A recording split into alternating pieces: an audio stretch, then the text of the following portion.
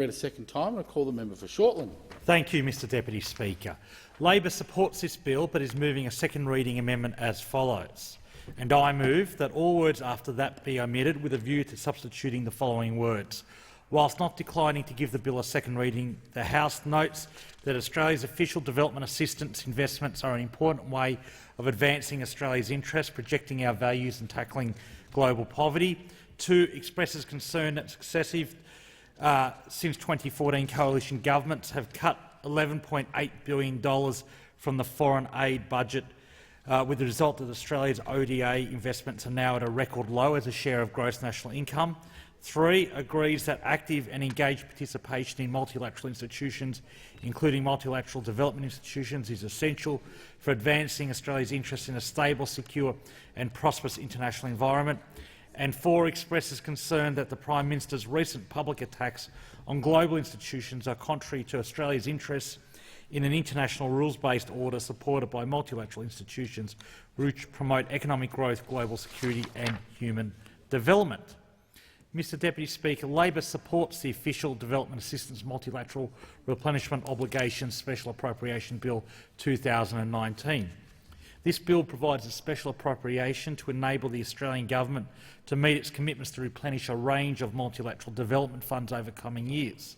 These multilateral funds carry out essential work in tackling poverty and promoting economic growth and sustainable development in some of the world's poorest countries. The funds also promote better environmental outcomes in areas which must be tackled on a global basis, such as climate change and ozone depletion. Australia has played an active role over many years in supporting these funds. Australia's support for these funds is part of our commitment to being a good international citizen.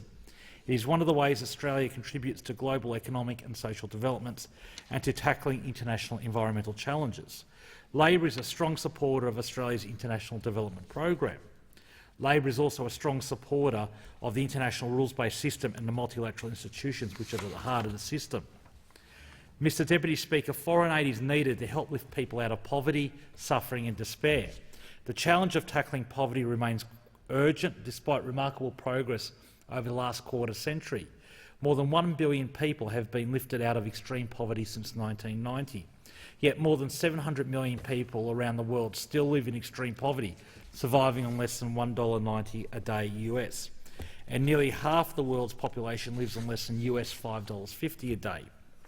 As Andrew Mitchell, former UK International Development Secretary, said, there are deep discrepancies of opportunity and wealth which disfigure our world and which mean that some people live in grinding misery, fear and poverty, but they know because of globalisation that there are other parts of the world where people live in great luxury, wealth and success.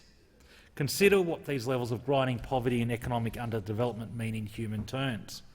People go hungry every day. Diseases which have all but been eradicated out in rich countries like tuberculosis, polio and malaria remain prevalent. People suffer from illness and premature death because they do not have access to health care. People can't afford basics of life such as shelter or accommodation, electricity to power their homes and access to clean water and decent sanitation. Women and children suffer from violence. Work can only be found in the informal sector where incomes are a pittance. People live in daily destitution and despair without hope for a better future for themselves and their families. Consider the following statistical snapshot of human suffering in the world's poor countries. More than 14,000 children under the age of 5 die every day, the vast majority of them in developing countries. Around 800 women die in childbirth or from pregnancy-related causes every day, the vast majority in developing countries. 1 in every 5 preschool children in the world is stunted due to malnutrition. In sub-Saharan Africa, 4 in every 10 households don't have access to basic drinking water, and more than half of all households do not have access to basic sanitation. Around the world, 940 million people live in households that do not have access to electricity. An estimated 438,000 people around the world died from malaria in 2015, more than half of them are children under 5 years old.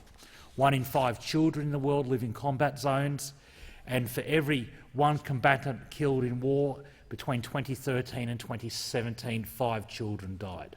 Mr Deputy Speaker, these are horrific figures. Facts and figures like this demonstrate the humanitarian case for aid. But fighting poverty through official development assistance is also in Australia's national interest. Helping developing countries to grow will promote Australia's interest in a prosperous, stable and secure region. Helping developing countries to grow will also create new economic, trade and investment opportunities for Australia. Development assistance helps poor countries to grow faster. The best way to lift people out of poverty and promote economic, social and human development is to foster economic growth in their countries. Fostering economic growth in developing countries in turn will be good for the Australian economy. It will directly support jobs and growth in Australia. As developing countries grow and industrialise, they will expand markets for Australian exports of goods and equipment they need to power their economy. And as the people of developing countries are lifted out of poverty, they will expand the markets for Australian exports of goods and services. 2 generations ago, Australia's developing countries were amongst the poorest in the world. Today, there are around 1.5 billion middle-class consumers in the region, and Australia exports $339 billion a year to Asian countries. 10 of Australia's top 15 export markets today are countries where we once provided foreign aid. Australia provided a total of $1.4 billion in ODA to China from the late 70s to the mid-2010s. In 2018 alone, Australia's exports to China were worth $136 billion. There are similar examples. Australia's ODA to Korea totalled $12 million between 74-75 and 04-05. In 2018, our exports to Korea were worth $26.6 billion. Australia's ODA to Singapore totalled $59 million between 1974-75 and 2004-05. In 2018, our exports to Singapore were worth just under $15 billion. Australia's ODA to Malaysia totalled $595 million between 1974-75 and 2017-18, and in 2018 our exports to Malaysia were worth $10.1 billion. Research has shown that for every dollar of Australian aid to developing countries in Asia over the last 3 decades, Australia has boosted its exports to those countries by $7. Mr Deputy Speaker, tackling poverty abroad is also in Australia's interest because it means a more stable and secure region and world. Poverty and social inequalities can generate instability, insecurity and tensions in the international environment. By reducing economic and social disadvantage, we tackle the root causes of instability and insecurity. This will not only improve the welfare of people in developing countries, it also improves our own security. Poverty can breed security challenges like civil conflict, terrorism, transnational crime and irregular movement of people. Fighting poverty and building international cooperation through development assistance helps avoid these threats. Strategic competition in our region is growing. In that context, we need to engage with developing countries, especially in the Pacific, where Australia has strategic interests. Defence investments alone can't keep Australia safe. Diplomacy and development are critical to countering threats before they reach our shores. It is increasingly recognised by our defence community that the economic, human and developmental dimensions of security need to be addressed, as well as military and geostrategic dimensions. As the Chief of Australia's Defence Force, General Angus Campbell, has said, our national and regional security includes state and human security. It is inherently linked to the security of health, water, energy, food and economic systems. Former British Prime Minister Tony Blair has said, for policymakers in the West, security and development cannot be seen as separate issues. Development, foreign and security policy initiatives must be interlinked. And Australia's former Chief of the Defence Force, Air Chief Marshal Angus Houston, has said, we need a better resource diplomatic and military diplomatic function, particularly in Southeast Asia and particularly out in the Pacific. And we need more aid to support our diplomacy. Over recent years, we've been cutting aid again and again, and what we need to do in the Pacific is to provide aid. So supporting international development is squarely in Australia's interests, and cutting aid, as this government has done, is contrary to those interests. Mr Deputy Speaker, fighting global poverty is also the right thing to do. There is a clear moral case for helping people who are suffering both at home and abroad. That's true for those who draw their moral framework from their religious faith, especially. It's also true for those who take guidance from secular ethical principles. As World Vision has pointed out, the Bible is rich in wisdom about God's love for the poor and about our responsibility to help. The Bible tells us to feed the hungry and to welcome the stranger, to love our neighbour as we love ourselves. There are similar teachings about generosity and charity towards the poor in all the major religions, in Judaism, Islam, Hinduism and Buddhism, amongst others. In recent years, faith-based organisations have increasingly been recognised for the important role they play in global poverty reduction. Secular ethical principles also tell us that taking action to reduce pain and suffering and increase welfare and well-being in other countries is the right thing to do. The Australian philosopher Peter Singer provided a compelling moral case for foreign aid in a famous article prompted by the plight of refugees from the Bangladesh Independence War in 1971. Professor Singer wrote, "If it is in our power to prevent something bad from happening without thereby sacrificing anything of comparable moral importance, we ought morally to do it." And foreign aid and economic development work. They save lives and promote growth, jobs, higher living standards and lower poverty in developing countries. More than 1 billion people have been lifted out of extreme poverty since 1990 as developing economies have grown. Aid has played a part in driving the economic growth that has lifted incomes and reduces poverty. Studies using sophisticated statistical research techniques have consistently found that provisions of foreign aid to a country has a positive long-term impact on its economic growth. Economic growth is important, but is not the only measure of the effectiveness of aid. Studies have shown that aid also generates improved educational attainment, with children staying in school longer, especially secondary school, better health outcomes with positive impacts on life expectancy, infant mortality and public spending on healthcare, increased investment in infrastructure like transport, factories, plant and equipment, structural economic change with growth in manufacturing and service sectors relative to agriculture, and reductions in the numbers of people living in poverty. Aid also contributes to better social outcomes, such as fairer treatment of women and children and people with disabilities. It contributes to better governance by building capacity and skills in political, legal and government institutions in developing countries. And in the case of natural disasters, humanitarian crises and conflict and violence, aid directly saves lives. Mr Deputy Speaker, development is an area where tens of thousands of ordinary Australians donate their time and money to help. Several of Australia's major charities and development NGOs are faith, community and workplace-based organisations, churches, service organisations like Rotary and Alliance, trade unions through Union Aid Abroad, which I'm a proud member of, Mr Deputy Speaker, and the aid agencies which are household names in Australia, such as Save the Children, Red Cross, Care Australia, World Vision, the Fred Hollows Foundation and many others. Some of the strongest Australian supporters of overseas development assistance include religious leaders, leading philanthropic organisations and individuals, and political leaders from both sides of politics, like Menzies, Fraser, Howard and Julie Bishop from the Liberal side, and Whitlam, Hawke, Rudd and Gillard from the Labor side. Mr Deputy Speaker, Australians are generous. In 2018, Australia ranked second in the World Giving Index, behind only Indonesia, a reflection of the willingness of Australians to help a stranger, donate to charity and volunteer. Helping the world's most disadvantaged people is an expression of Australian values. We are a country committed to the fair go, to extending a helping hand to the vulnerable, the disadvantaged and the dispossessed. Our social policies at home reflect that ethos. Policies like Medicare, pensions, family benefits, the National Disability Insurance Scheme and assistance for Indigenous Australians. And so do our aid policies abroad. Through our aid program, we ameliorate suffering, help people in crisis and lift people out of poverty. I agree with the comments by the Minister for International Development and the Pacific, Mr Hawke, who said in a recent interview that Australians want their government to reflect their values and their generous spirit, including in the area of development assistance.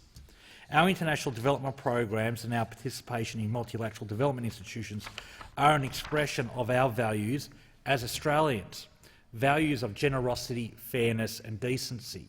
That is why Labor supports this bill.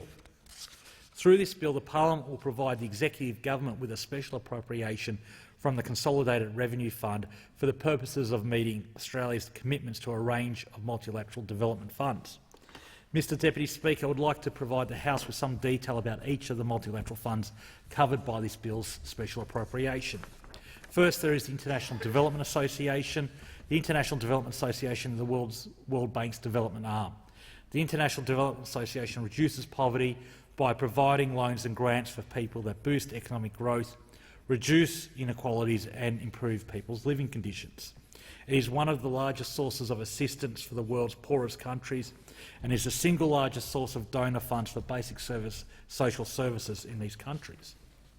Australia is one of more than 170 shareholding nations in the International Development Association. The International Development Association's 19th replenishment round to cover the period from 2021 to 2023 is currently underway. I understand the important final replenishment meeting will be taking place in Sweden next month. Labor urges the government to maintain Australia's strong record of support for the World Bank's multilateral development activities in the commitments it makes in the 19th replenishment round. This bill will also support Australia's contribution to the heavily indebted Poor Countries Initiative and the Multilateral Debt Relief Initiative. These are the debt relief arrangements administered by the International Development Association. They were launched by the International Monetary Fund and the World Bank in the mid-1990s and the mid-2000s respectively, with the aim of ensuring that no poor country faces a debt burden it cannot manage. To date, these initiatives have relieved 36 of the world's poorest countries of some US $99 billion of debt. This is helping to put these countries' public finances on a sustainable footing. That will allow their governments to implement reforms to boost their economies and to provide government services to the benefits of their populations. The bill's special appropriation will also support Australia's contribution to the Asian Development Bank's Asian Development Fund. The Asian Development Bank is one of Australia's most important multilateral development partners because of its focus on the Asia-Pacific region. Its Asian Development Fund provides grants to low-income countries, particularly countries which are at risk of debt distress. These grants support programs which reduce poverty and promote a better quality of life in our region. According to the Department of Foreign Affairs and Trade, in 2016 alone, the Asian Development Fund built or upgraded 7,100 kilometres of road, installed 340,000 megawatts of renewable energy, developed irrigation, drainage and flood management on 410,000 hectares of land, provided new or improved educational facilities to 1.6 million students, trained 73,000 teachers, provided 3.5 million female students with a better education, delivered access to microfinance to around 18,000 women, and provided 205,000 households with new or improved water supply and 142,000 households with increased access to basic sanitation. The bill will also appropriate funds for Australia's contributions to two multilateral environmental funds, the Global Environment Facility Trust Fund and the Multilateral Fund for the Implementation of the Montreal Protocol. The Global Environment Facility is administered by the International Bank for Reconstruction and Development.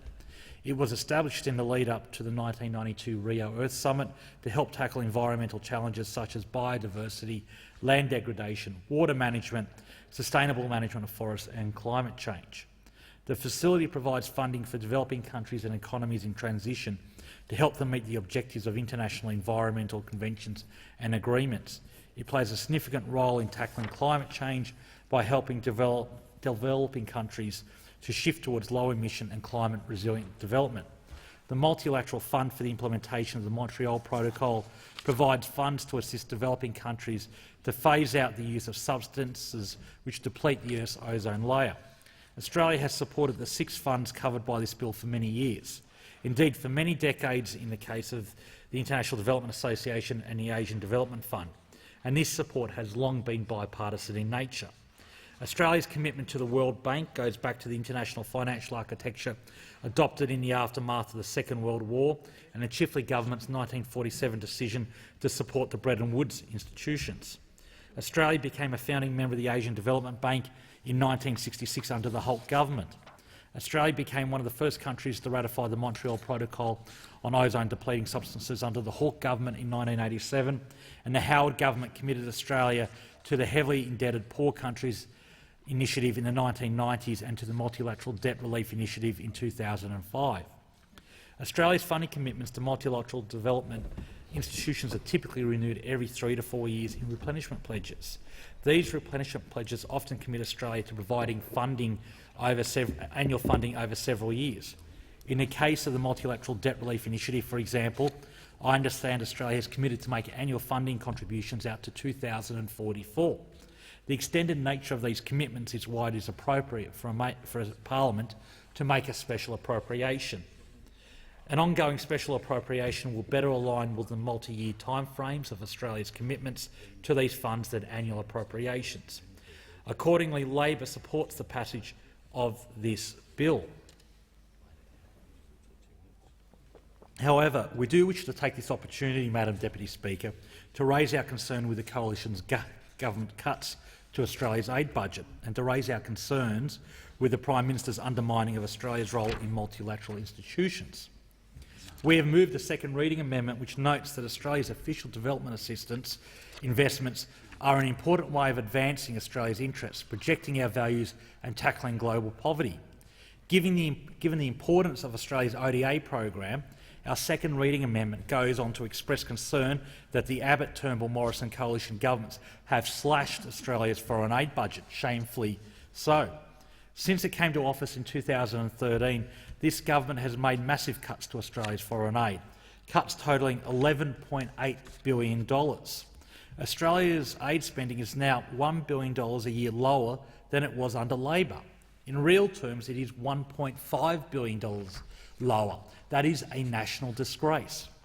And as a result of these cuts, Australia's ODA is now on track to fall to 0.18% of gross national income over the budget's forward estimates. This will be the lowest share of ODA as a share of gross national income since the Commonwealth started publishing data in 1961. So under Prime Minister Morrison, Australia's international aid is lower as a share of national income than it was under Menzies, Holt, Gordon, McEwen, Fraser and Howard. It is a shameful legacy of the Morrison government. Australia has slid down the international league table of aid donors. Under the former Labor government, Australia's aid budget as a share of GNI was in the middle of the pack amongst OECD countries. Under this coalition government, Australia has become one of the least generous of OECD member countries when it comes to ODA as a share of GNI. Australia has fallen from being the 13th most generous OECD country in 2012 to the 18th spot in 2017 and is set to slide further. This comes as the challenge of tackling poverty is growing more severe, despite remarkable progress over the last quarter century. As I've indicated, Madam Deputy Speaker, more than 1 billion people have been lifted out of extreme poverty since 1990, due in no small part to the growth of China and India. Yet more than 700 million people around the world still live in extreme poverty, surviving on less than US $1.90 a day, and nearly half the world lives on less than US $5.50 a day. Conservative governments in the United Kingdom have legislated to deliver ODA worth 0.7% of Great Britain's gross national income. This Conservative government in Australia has gone in the opposite direction. It has cut ODA from 0.33% of GNI when it came to office to 0.18% by 2022-23.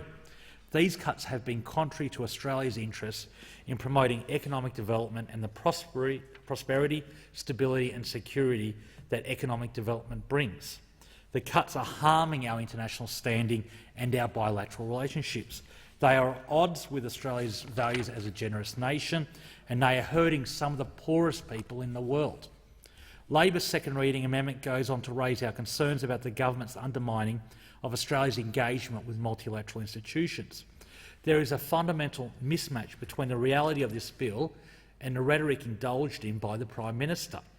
On the one hand, we have the reality of the bill's provisions, which appropriate funds for Australia's contribution to multilateral development institutions, institutions that further Australia's interests and that have enjoyed bipartisan support for decades. On the other hand, we have the deceptive rhetoric of the Prime Minister about so-called negative globalism and the political attacks on the multilateral institutions by the hard right of the Liberal Party and the National Party in a shameful manner. Our second reading amendment notes that active and engaged participation in multilateral development institutions is essential for advancing Australia's interests. The amendments go on to express concern that the Prime Minister's attacks on global institutions are contrary to Australia's interests in an international rules-based order supported by multilateral institutions which promote economic growth, global security and human development. The gap between the Prime Minister's politically motivated rhetoric and the provisions of this bill exposes Mr Morrison's hypocrisy concerning international institutions.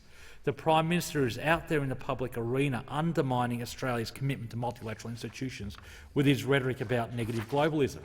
At the same time, his government is bringing legislation like this into Parliament to support Australia's contributions to those institutions. That is the worst sort of hypocrisy and dishonesty. The split personality of those opposite on multilateralism is not only evident in the contrast between this bill and the Prime Minister's rhetoric. It is evident in the fact that under this government, multilateralism has become the policy that dare not speak its name. Let me give an example. Many members of this House are familiar with the work of the Global Fund, the multilateral health organisation which fights AIDS, tuberculosis and malaria. The Global Fund mobilises more than $4 billion US a year from governments around the world and from the private sector. This funding is used to support critical health programs run by local experts in more than 100 countries. The Global Fund saves millions of lives, Madam Deputy Speaker. The Global Fund has many supporters in the Australian community and on both sides of Parliament. I acknowledge in particular the leadership of the member for Leichhardt and the member for Newcastle in their advocacy for the Global Fund. Australia has been a long-standing supporter of the Global Fund, contributing more than $700 million since 2001. And the Fund's sixth replenishment conference was held in France in October.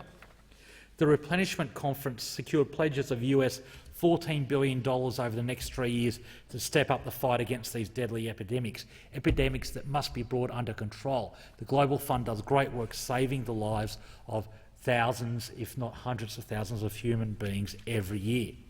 I understand that the member for Leichhardt represented the Australian government at the conference. Australia pledged $242 million for the period from 2020 to 2022, and I welcome that commitment on behalf of Labor, Madam Deputy Speaker.